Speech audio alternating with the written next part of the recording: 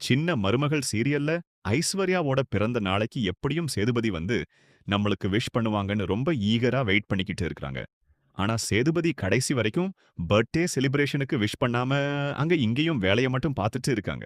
ஐஸ்வர்யா ரொம்ப கண் கலங்கி நின்னுட்டு இருக்கும்போது, இங்க சேது வந்துட்டு சினமா எனக்கு வெளியில வேலை இருக்கு.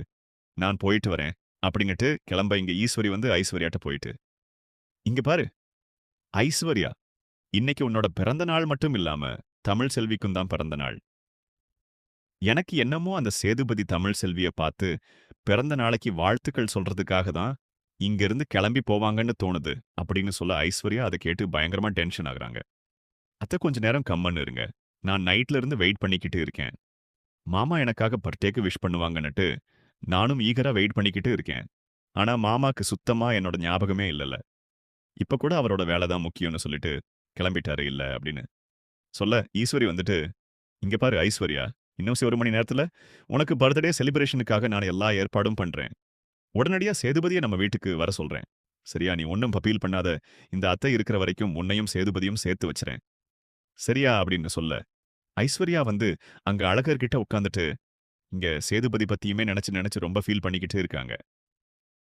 நம்மளுக்கு கல்யாணம் ஆனதிலிருந்து மாமா இன்ன வரைக்கும் என்னைய தொட்டது கூட கிடையாது. அப்படின்னா மாமாவோட மனசுல தமிழ் செல்வி மட்டும் தான் இருக்கிறாளா?